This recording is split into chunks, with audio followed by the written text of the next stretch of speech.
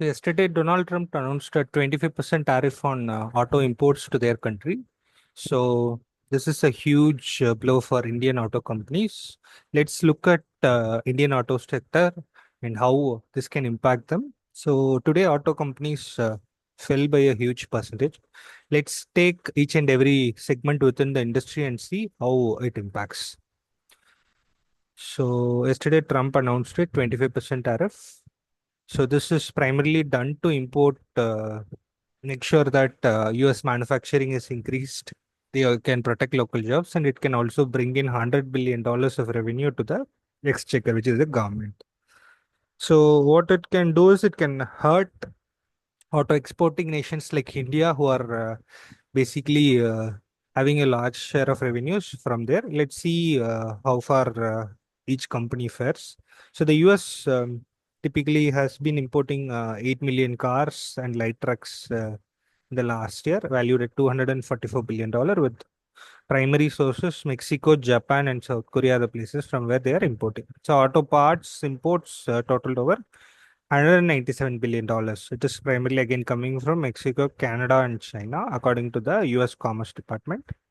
So let's look at the Indian auto sector and the export breakdown. So India's export to the US total $77.5 billion. It is still a small percentage of our GDP. Now let's look at auto exports. So, so India's auto export is at $2.65 billion. And out of this, auto parts and auto ancillaries contribute $2.14 billion out of $2.65 billion. And let's look at tractors. Tractors out of this $2.6 billion is actually $0.27 billion. So passenger two-wheeler commercial vehicle export is $0.24 billion of this $2.65 billion.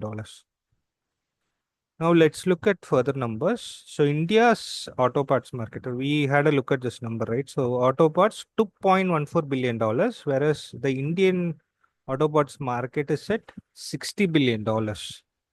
So basically $2.65 billion total auto export is just 4% of the total Indian auto parts market itself.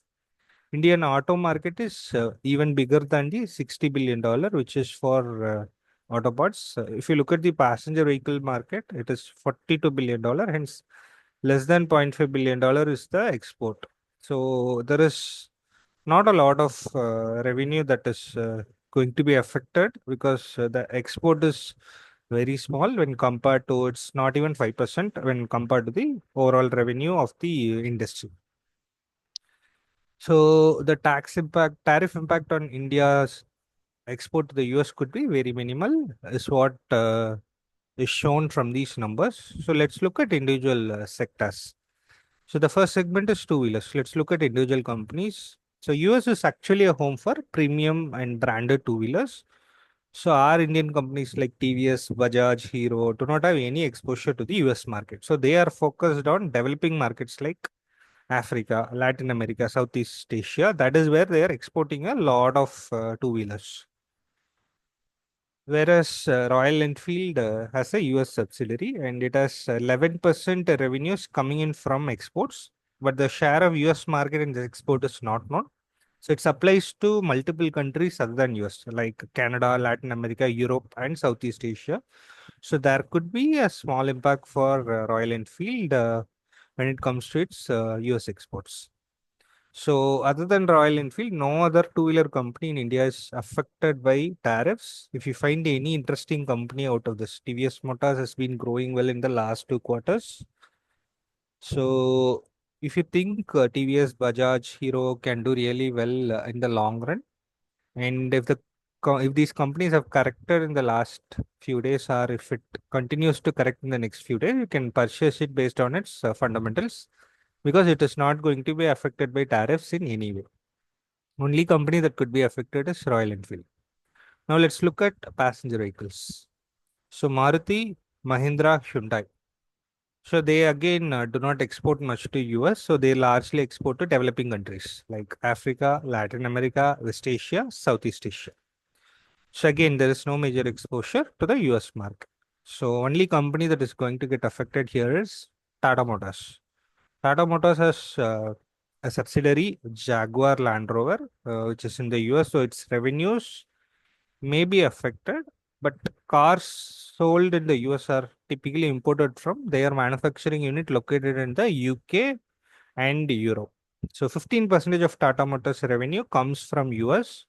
So the stock falling down is the reason for that. So maybe it's not a good long term bet. Whereas companies like Maruti, Mahindra, Hyundai, who do not have major exposure to US markets, can be a good purchase in this correction. So let's look at CV and tractors. So in terms of CV, Tata commercial vehicles, Tata Motors, Mahindra, Ashok Leyland, again no significant exposure to the US. Let's look at tractors. Mahindra, US is the second largest market after India.